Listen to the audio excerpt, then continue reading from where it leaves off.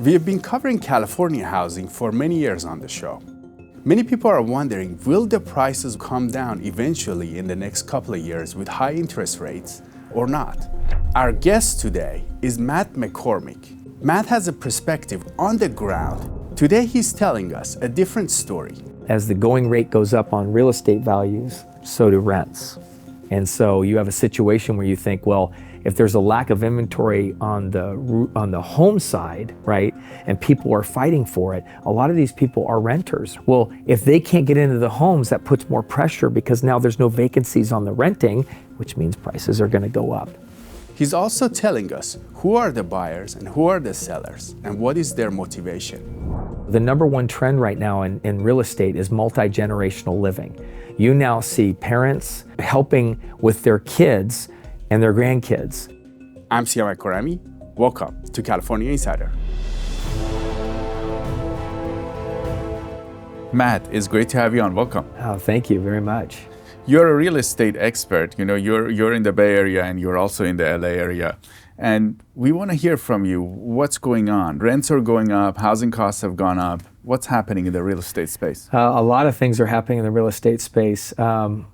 I think it's dynamics we've never seen because you're seeing prices continue to go up.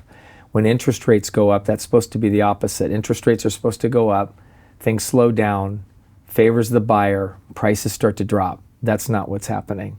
And it's because properties today and what I deal with, whether it's the San Francisco Bay Area or in Southern California, the inventory has gotten to the point with people usually selling to move on. And I'll give you an example. You have baby boomers and so forth that are normally selling to go be with their grandkids or set themselves up for, say, the last chapter of life. But when you're sitting on a 2.5% or 2.75% rent interest rate, or possibly you've paid it off, you're making probably $100,000 a year in equity growth because the prices continue to grow. It's easy money is how they see it. So instead of selling it, paying taxes, and moving to Arizona or even staying within the area, it's just better to sit on it, either sit on it and let it sit empty or sit on it and have tenants pay you the rent or pay your income, which is now seen as possibly your added retirement. And so this dynamic that's been happening is becoming a real serious issue in California because now inventory is becoming so sparse that, and I dealing with clients, there's a statistic that kind of drives everything. And that is 83% of people's total net worth come from the equity of properties. And if you go back over time, it used to be 10 or 20% for decades. And all of a sudden, things started to shift. That's in California, 83%? Yeah, 83%. When I first got into the business, the number was somewhere between 63 and 67, which at the time was shocking. I thought I had no idea when I did the research on those numbers. And I thought I was going to say 40% maybe. I knew it was going to be high, but when the average Californian, and I started to see that when I would meet with the clients, they would look at me differently, like this is my everything. We can't blow this sale because if we blow this sale, this is all I've got. So they're home. Like right. Essentially, the cost or the value of the homes have gone up so much that it's like 80%, 83% of everybody's wealth. I'll give you an example of my own family. My parents were nervous about a $175 payment, a monthly payment for 30 years because they paid $38,000 for their home to raise 4 children. That house was $38,000 in 1965. I can sell the home today for close to $5 million. Wow. Right? So if companies have slowly been retracting back pensions and taking their programs, I worked in corporate for 27 years. I got the same 3 letters from 3 different Fortune 100 companies. After 80 years of our pension plan for retirees, because of these times, we're having to pull it, but we might give a little extra on the 401k. And then over time, they contribute less on the 401k. And when you look back over 10 or 15 years, you look at what an employee was getting and what they're getting now, and you're thinking, my goodness, any of the new employees would have no idea what that package was to stay at the company. So that's why you see a lot of this independence going on where people will job hop. I heard something recently that said that the generation, the 20-year-olds right now, will have 8 different careers by the time they retire. 8. That means hopping from one industry to another, not even staying in the same industry. So you think about it, if this is the time that we're in right now and real estate becomes this premium, that's the one thing, that's the one asset that people understand it and they realize maybe I shouldn't sell it. Maybe I should just try to acquire things along the way. And then one day maybe that can be my retirement, is it collecting rents from others because I own 3 or 4 different properties. Where do you think the real estate is headed? Before I answer that specifically, I'm going to go back and just share with you a perspective that I have, and you'll understand. So my dad and my mom in 1965 bought a house for $38,000, and they were nervous about a $175 a month mortgage. Nervous.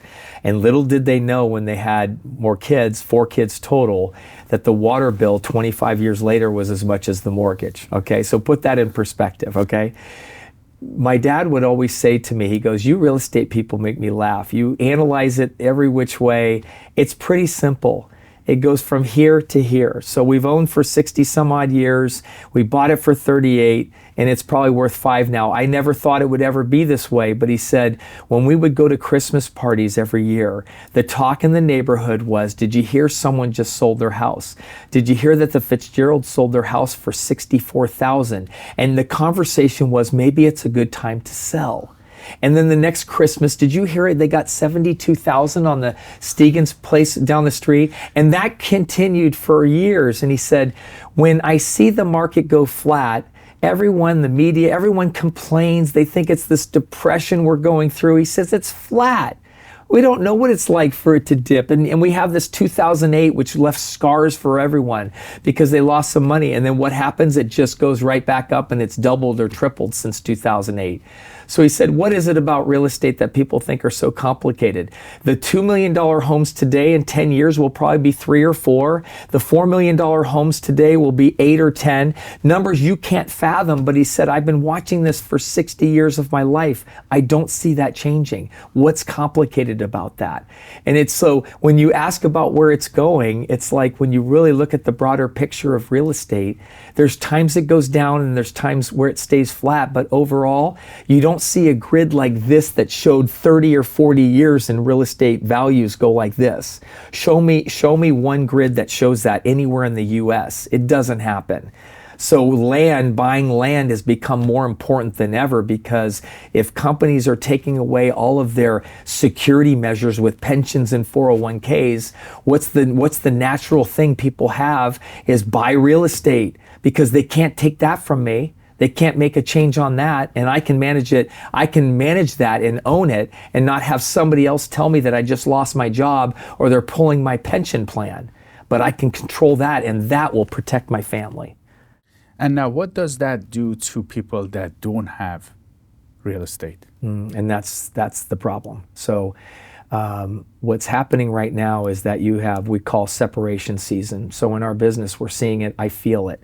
I feel like the middle class right now, either you've done well enough or let's say you've got your own like business plan or strategic way to get there. You can either go and take advantage of these times of prices growing by either figuring out a way to get in the game, whether it's small or just getting in the game by owning some form of real estate, right? And playing that out.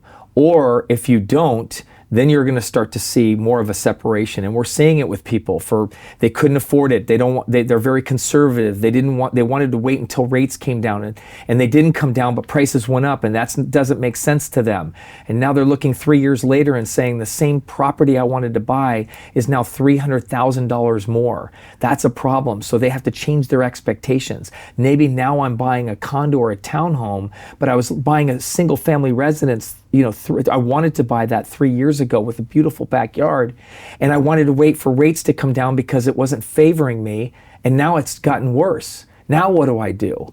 And as they continue to wait, they might get to a point where they can't afford anything within a 50-mile radius of where they want to live. And do you think this is sustainable? Because sometimes when we look around, like most of these homes, the mortgages are a lot, like $8,000 a month. Right. And average home in California is around $800,000, and the mortgage for that is with taxes it should be $6,000 to $7,000 a month, something around that. Is that sustainable. How many people can pay that? Yeah, no, it's that's what I mean, that separation season. What's happening though, the dynamic of what's happening is you have a lot of engineers that are coming in from outside of the United States, okay? High tech is not just Silicon Valley now. And so I'll have two clients, and I'll tell you this is the successful side because they can afford it. I'll have two clients, they're from Google. They're about 35 years old. They both make about $200,000 each as engineers on their base salaries. They get about $200,000 in bonus money because Google will typically hit their numbers. But they also get another $200,000 in stock, and the stock is always going up. So the lenders will look at that and say, usually we don't count stock in your income. Well, they do because they have a track record of the last 20 years of it growing. So they count all three of those areas as income. So now on paper, each of them make $1 million a year. And if they make $1 million a year, they qualify then for a $3 million home, but they can go even higher. So if they're going in for their first home at 35 years old with that kind of financial background, and in fact, I'm dealing with these clients right now, and we have multiple offers on a property, we might have to pay $300,000 or $400,000 over list price to get that property as buyers because we're competing with others. So the seller loves it. They just had a multiple offer scenario. They sold their house for $3.4 million to my clients, but my clients paid $3.4 million for a home, and it's their first home. That's the successful side. Now take the majority of Californians that have just a regular job. Maybe it's not Google or high tech, but they're earlier on. Say they'll get there maybe when they're 35, but they're in their later 20s and they're just trying to acquire as much as they can, and their salary is half that, and they're where they're at. But they're watching real estate increase much faster than their income. They're thinking to themselves, I don't know if I can live here. Or they start to think differently, or like, what do we do as we move forward, you know?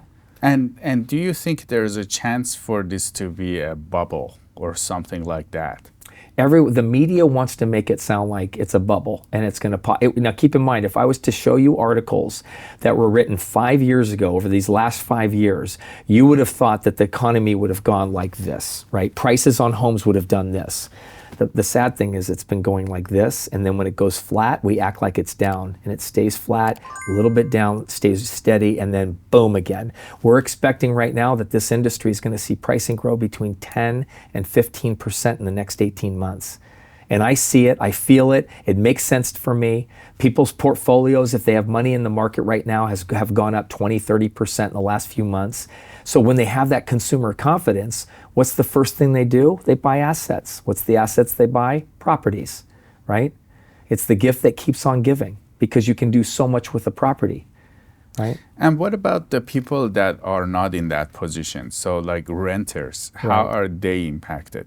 Yeah, and this is where my heart is, and this is why I spend so much time with homeless situations, and that is, and it's sad because if you're someone like most people, right, where you get a 3% raise and you're excited about that, and you're making $30 an hour or $25 an hour, how do you make it?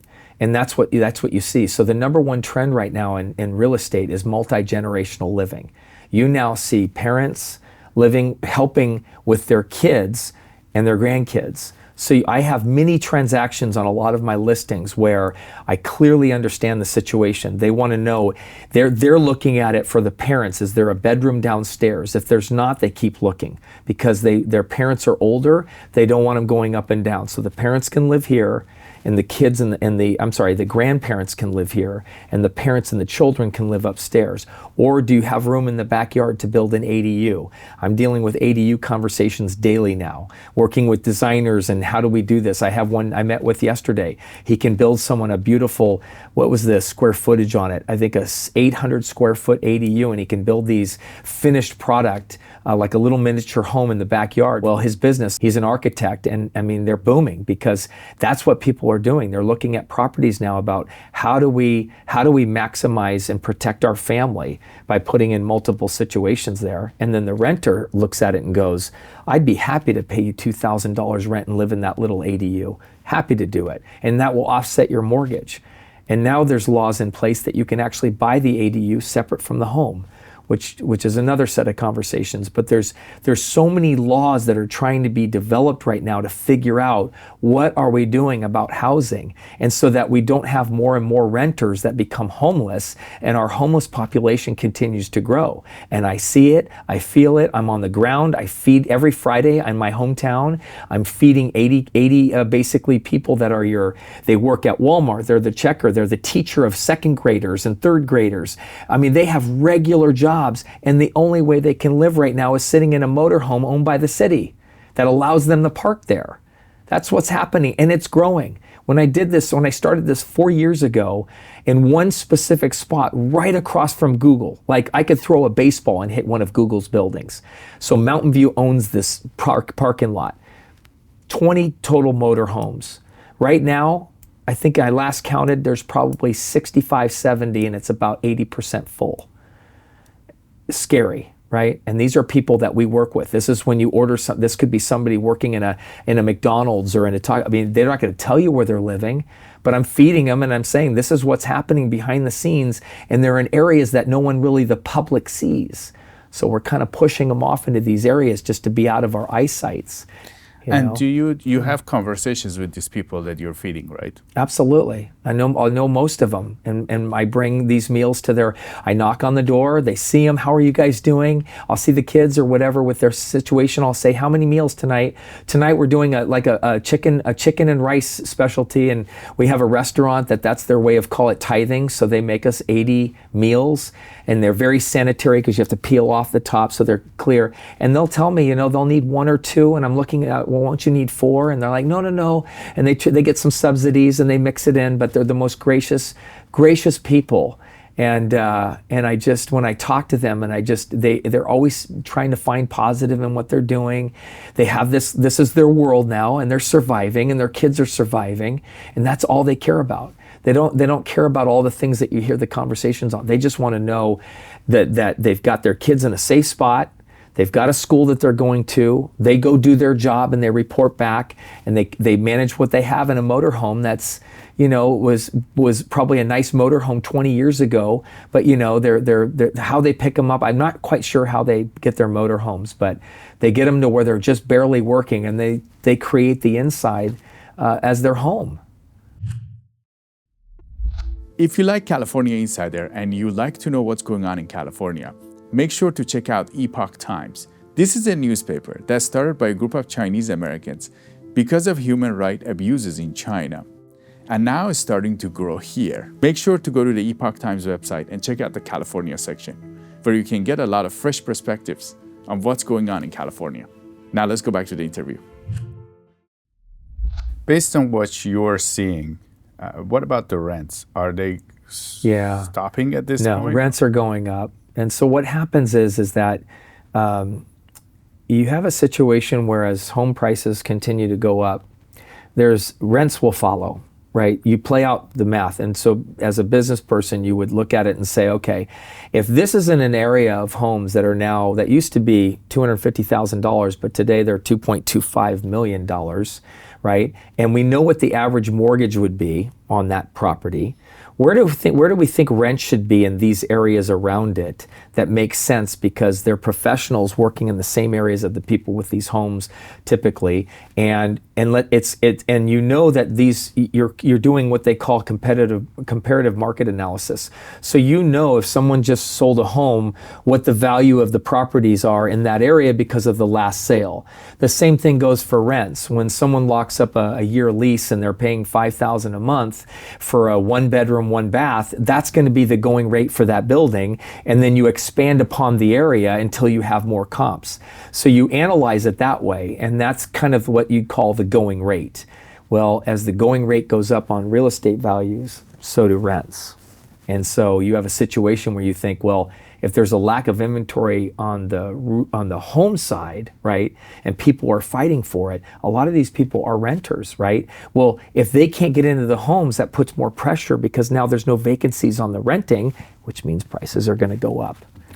And do you think the incomes are not going up as much as the rents, right? Right. You used to have, even the lenders that are lending money they have their scenarios and they stay by it. Like 2008 might have been the best thing for the lender community because it created these rules and guidelines for putting people in homes that changed everything. Beforehand, it was, I mean, before 2008, the lenders were allowing basically just tell me you have a job. Okay, great, sign and we'll give you the money. Well, obviously that blew up and all that changed, and now we have, we have to be qualified, and it's not easy to qualify. And that's what makes things so difficult, are people having to borrow from their family members. I've talked to large groups about this. There's a big shift happening too in terms of inheritance. So we've all grown up to say whatever you have, you give to your kids, right? If you talk to a financial planner, they're going to say, just so you know, 94% of wealth that transfers one generation to the kids, 94% of that never gets to the next generation, the grandkids. The kids change their lifestyle or whatever they do, and they spend it. It doesn't, and it's gone. And so with that thinking, and I do this a lot for clients, is how do you build those legacies so that it lasts a lot longer? Well, what we're telling people too is that it's a mindset of, don't wait until you pass away. I'm 60 years old now. Our generation has to be thinking about giving our kids their inheritance now to help them get into a property now so they can be in the game. Because like I say, there's a separation that's going on right now that's concerning, and you can't help as a parent think, my gosh, do I want my daughter to be 45 or 50 years old saying, thanks, great, I have it now, but homes are now 5, 6, 7 million. It would have been nice if I got in my 20s when I didn't have it, get my parents to just somehow figure out a way to help me get something, even anything small, whatever, to be in the game so that I can ride the equity when I know that's where it's going, and it's been going that way forever. And again, I'm speaking for California real estate, but that's kind of the key driver for the country. So right now, a big trend that you're seeing in this business right now is that parents that can, or grandparents, are taking what was their nest egg, and they're taking a portion of it and giving it to the kids or the grandkids, just so they know that they won't be suffering the rest of their life financially. Like some sort of property. Something, yes. I'm dealing with this more and more every day. I have a gentleman right now, I just went into escrow last night on a gentleman that came in and basically looked me in the eyes and said, what will it take on your property? Because he said, my daughter and son-in-law love this property. And it was the same thing. You could see it was the look in his eyes like he could afford it. So he's done quite well himself. But he was just like, you tell me, I want them in this area because I want my grandkids, who they don't have kids yet, but I want my future grandkids and whatnot to be able to go to these schools, and we're close enough to we as grandparents can actually come. So he had envisioned, this is the right home for my client, my daughter. She wants it. What will it take? That's a crazy conversation, right? Because what comes out of my mouth, or I know what my client I'm representing is going to want, you're going to always give them the high end, right? And he has no problem paying that. That just set a new precedent for pricing now in the entire area, And my job is to help build wealth for these clients. So my fiduciary duty as representing the seller is to make sure I did my best job to get him his terms. And if his terms are typically 95% of the time, it's going to be highest price and everything else is secondary. Now, so what you're saying is this is another element when parents and grandparents are getting involved. And so the younger couples, it's harder for them to buy the homes on their own. Right. And then harder. This is now it's creating a dynamic where parents are coming in and buying homes for them, yes, even though they might be working themselves. Yes, what they're doing, and when I say buy homes, some that do very well will pay cash for the whole thing, right? Your ultra wealthy right now are basically taking their assets, and what they're doing is they can go to a Merrill Lynch or where they have their money. They'll allow them to basically take a line of credit so they can pay cash to get the property, and then a month later refinance that to a mortgage so that their child can do that, can pay for it. So for example, if you said to your child who's 25 years old, whatever your salary is, what could you afford in a mortgage? And they said, Dad, I could afford up to a $2,000 mortgage a month. That would be comfortable. Okay, so if we back into it, a $2,000 mortgage, let's just play out numbers, as a $375,000 mortgage, it would be a $2,000 a month payment. right? That's not exact, but then I know if 375 is the dollar amount that you're giving, but the house we want to buy is $1,075,000, that's $700,000 difference. That means that we have to put $700,000 down so you can have a $375,000 mortgage because it'll be a $2,000 a month payment. That's how a lot of people are doing it. So the parents will say, okay, how do we feel about giving our kids $700,000 for that home? And that's every parent's different. Will they set up a payback? Will they say, this is our gift to you? You just got $700,000. Your brother hasn't. We'll deal with him later. It's like a bank account. You just go, okay, you're in. You got 700, and then I'll manage this. But those are the conversations that we're having right now. Those are all the time, and that's what's happening with this next generation. Is we got to help to get them in. So this is different than when you were growing up, right? Very different. Can you tell us how it was? Yeah, I can tell you I bought in Rancho Santa Margarita, not too far from where we are here, right next to Mission Viejo. Kathy and I were married young. We were married at 23 years old, and we found out that they were doing some new builds, which at the time you had all of Orange County building everywhere. That's not the case now. This was 1989. So 1989, we could buy a 3-bedroom, 2-bath, 1,288 square foot in a cul-de-sac with a little backyard. Took me 5 minutes to cut the back lawn and the front lawn, so it was tiny. But it was $202,000, and I could put 10% down. I had $13,000 that I had saved, Kathy and I had saved in our jobs. I had to borrow $7,000 from my grandfather, and he charged me 10% interest because he wanted to teach me that you don't want to be in debt long. So I paid him that $7,000 off quickly, like that first year. But I look back on that and I go, wow, look at that at the time. And we were stretched. We were nervous. Just and like how much was your income compared to the my income back then, my goodness, let me think here. And I was just starting out. So I'm going to say it was probably a little under $30,000 a year. But so $30,000 a year, the home was 200. Right. It's like 9 times. Yeah. Or 7 times. Yeah. 7 times the income. Yeah. But now I'm sorry, my income was that. And then Kathy had her income. She worked for Nordstrom's and I was with Nestle. I gotta remember. So plug in her 25, let's say. So together we were making 55 or 60,000 as a couple. And the home was like maybe 4 times your income. Right. As a couple. So, yeah. So now it's a different, now it's a different dynamic. Yeah. And the interest rates probably were not as high as were they?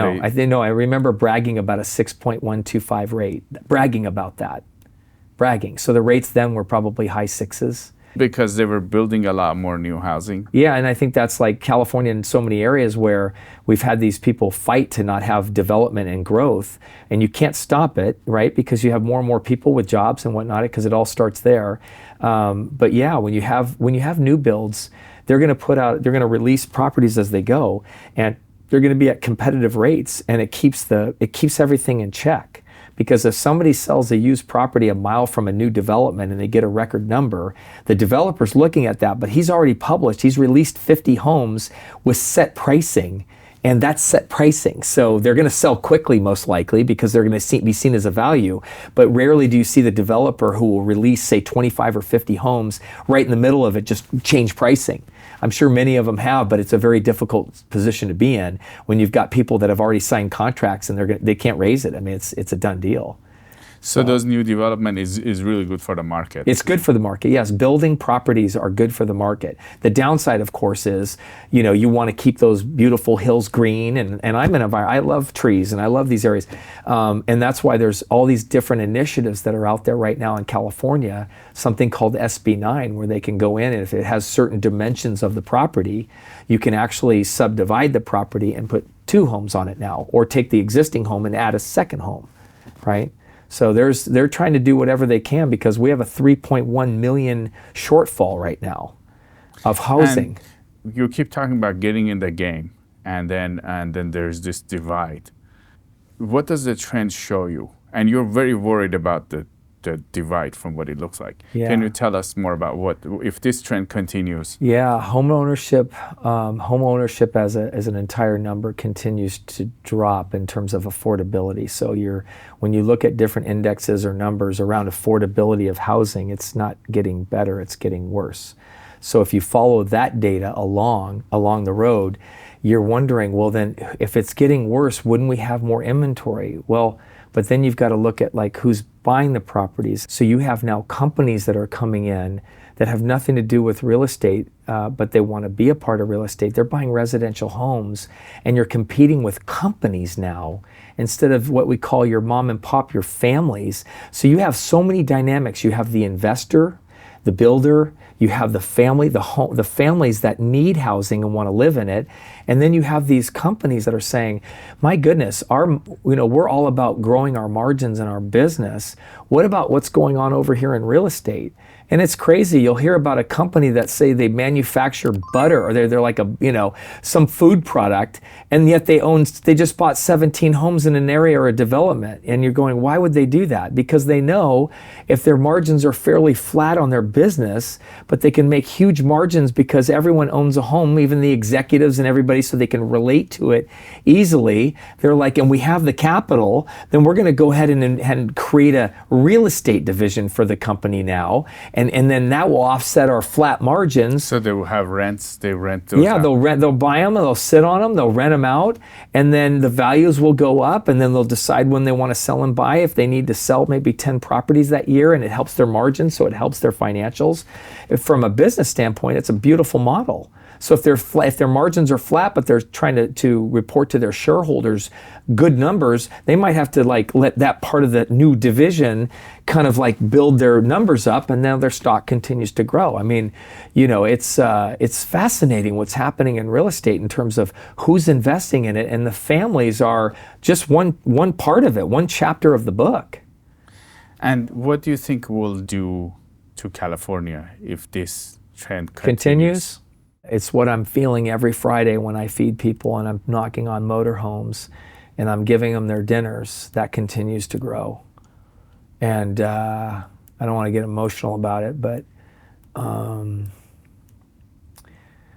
you're going to have more motorhomes. You're going to have more areas that they come up with these different brand names of where people have to live in tents. They have to figure out a way to subsidize their housing.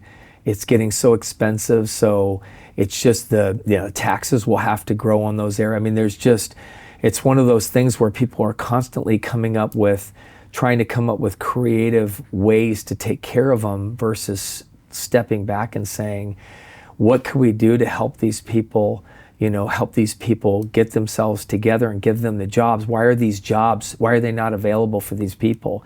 And I think we all know, I mean, high-tech engineering, you typically, you look at the backgrounds and the people coming in for these types of jobs, and technology is growing so much of this, right? But you still need your laborers. But what do you do with your laborers when the housing within a 50-mile radius is not even close to what they can afford? Then they have to raise their pricing, and those things have to happen, but they're not as sophisticated. So they're treated like a commodity. So they're like, if your price is too high, I'm going with that person. And it's a very difficult situation for someone that might not be as educated or not be as can negotiate that in a way that helps them run their independent business.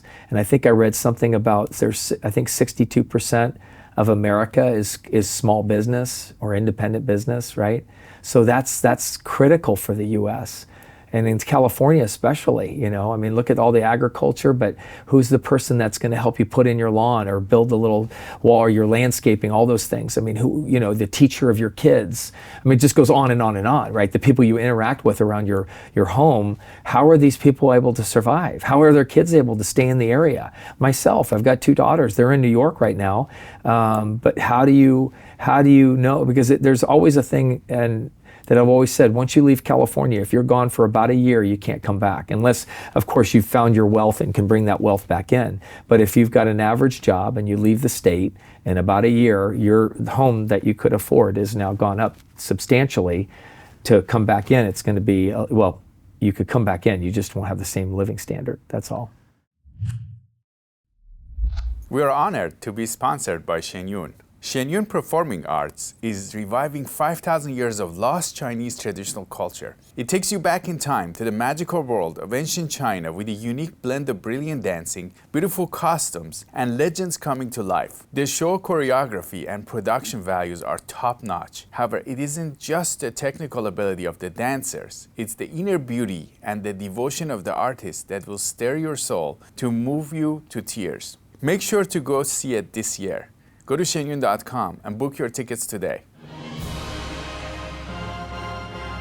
It was spectacular, so beautiful. Gosh, I thought I was going to heaven. Oh, it was electric. I'm getting chills talking about it. It gets a 10 from me, that's for sure. It was that good. Absolutely marvelous. Hands down the best show I've ever seen. Was there a reason you started going to help the people in these motorhomes? That's a great question. I think most of my life, even when I worked in corporate, I always go back to this one part where I remember I was a part of the kind of the executive team and whatnot, or at least I was in the boardroom with a lot of them. And I remember being on an elevator, and there was a facilities man there that I would see all the time late at night. He'd come clean the offices and so forth, and he was sitting in the elevator. And I noticed that everyone in the elevator it almost ignored him, like he wasn't even present, and yet there was this open conversation in there. And I remember looking at him, having a conversation with him, and he was so gracious. He gave me that look like, thank you for like paying attention that I'm human and I'm a part of it. And I have always had a heart for like, I've always had a heart for, you know, like the quiet, the humble one, you know, the humble one that just does their job and has a good work ethic and might not be the one that makes the most money or drives the fanciest car, but just does his job for his family, or that she does, he or she, it doesn't matter. But I've always had a heart for that. And I think it just came naturally when I would see it. Actually, I do remember now. I was in San Francisco, and I remember one day taking a picture of someone that was sleeping. And I was at a light, and I had to grab my phone and took a picture, and they were sleeping, and they had a half-eaten sandwich. There was a homeless situation, you could tell. And they were sleeping as everyone was walking by, ignoring them. And I just couldn't believe it. And the minute I was at the light, I took a picture, and I still have that picture. And I thought, the reason it hit me was I thought it was me. Thought it was me. I looked at him and I kept looking, going, oh my gosh, that person looks just like me. Ever like you look at someone and you're like, oh my gosh, we resemble each other. And when I did that, I thought, oh my gosh, I just thought that.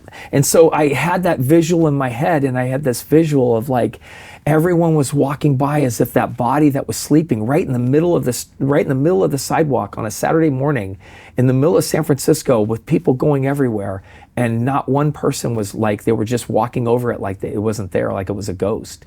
And I thought, wow, and it just hit me, and it stuck in my head, and I'm a strong man of faith and whatnot, and I just feel like, you know, I just turned 60, and I just feel like the rest of my life, honestly, I just want to serve, and I really want to spend a lot of time serving the ones that need.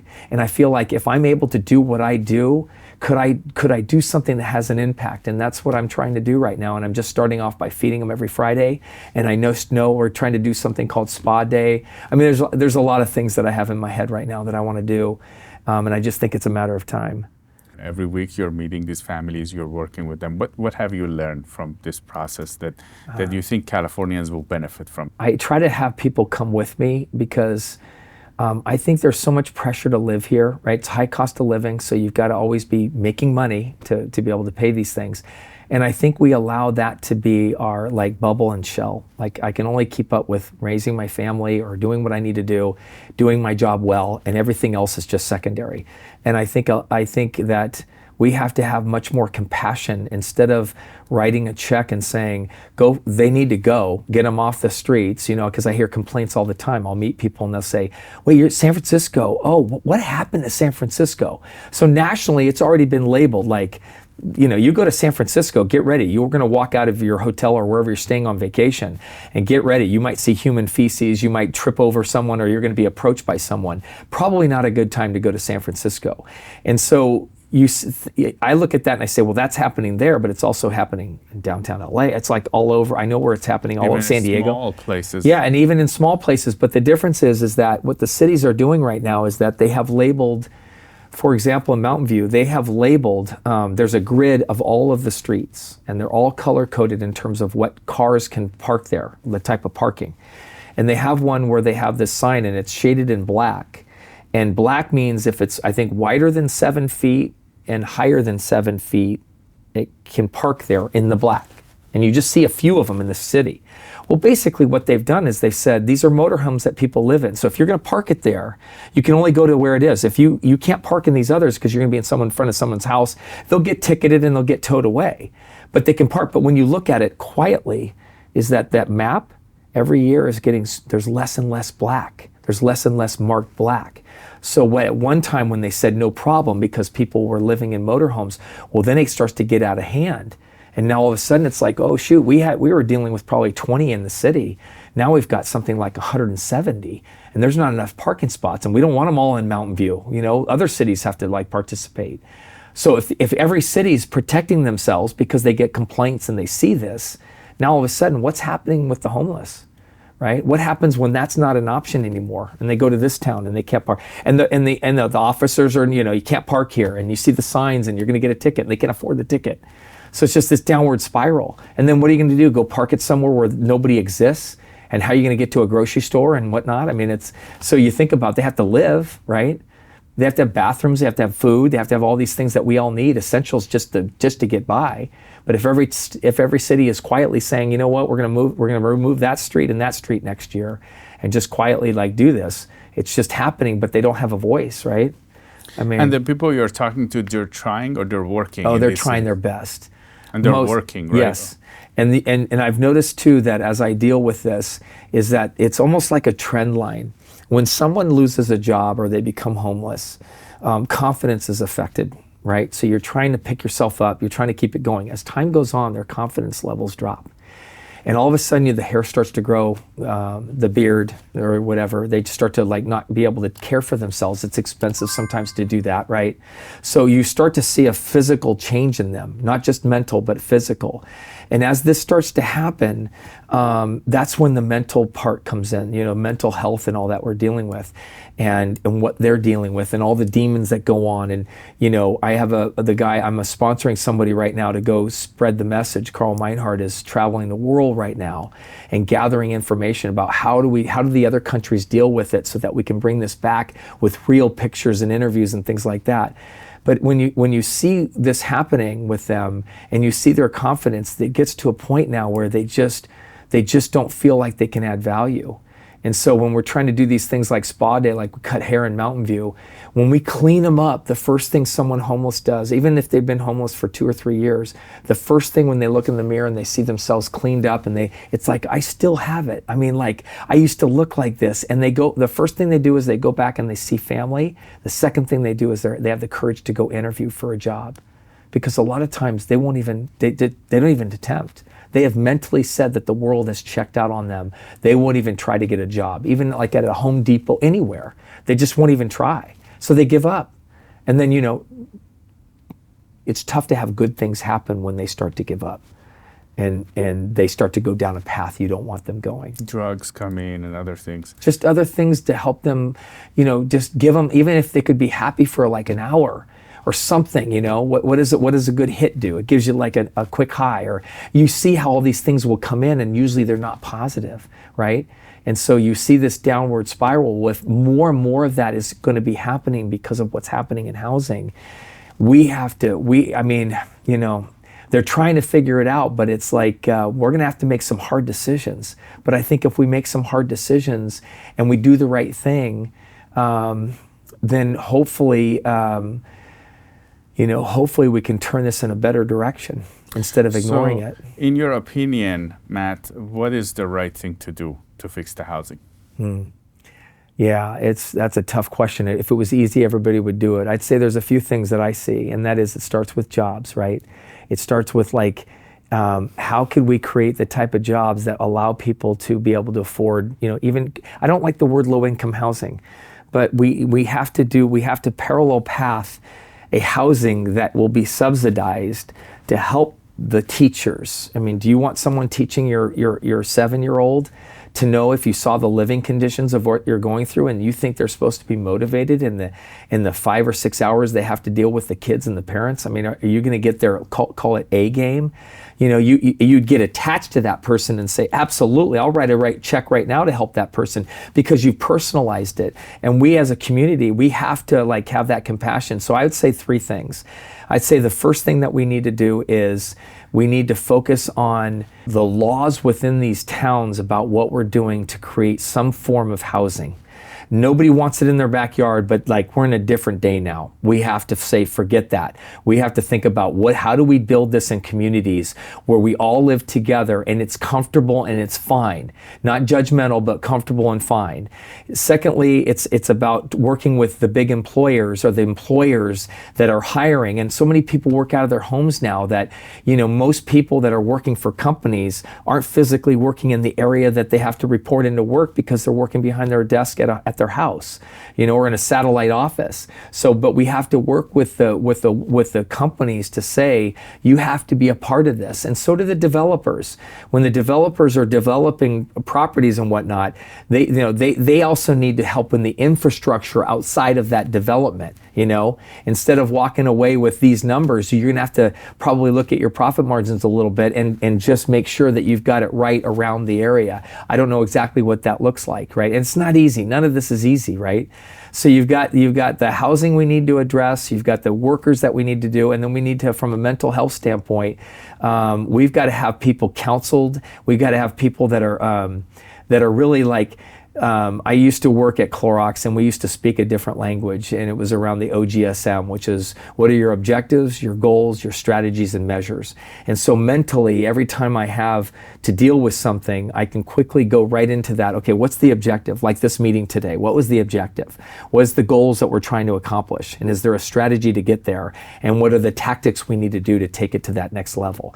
Those types of things are thinking as to how do we help these people that aren't even thinking that way. All they think about is like, I just need to get paid this to be able to get food for my kids or to be able to survive myself, and not have to think I have to go move somewhere else. And we keep pushing these people outside or other areas, right? So there's an element of education for the people, helping them come up with the goals so that they don't end up, they can get out of this. Yeah, very much so. Because I think if someone invested in you and said, I want to teach you, and you said, great, teach me. If teaching me is going to give me the skill base, please, let's go. And I think we need to figure out, what does that system look like? If it's not the traditional college system, then what does that system look like? How do we give these people job skills? How does the cities and how does the government help set in? Or how do we as a community raise funds to be able to create these kinds of workshops? I mean, wouldn't it be beautiful to have 2 or 3 blocks of nothing but, this is a workshop if you want to be a mechanic. This is whatever. Those things do exist in their colleges and their businesses, but wouldn't there be nice if we could have some kind of, and maybe it's out there and I don't know about it, but some kind of a public, free, helping these people that don't have that advantage to be able to get in there, but have really, really good schooling so they could take their trade with them and then take it out to the world. Matt McCormick, real estate expert from California. It was great to have you on California Insider. Yeah, thanks for having me here.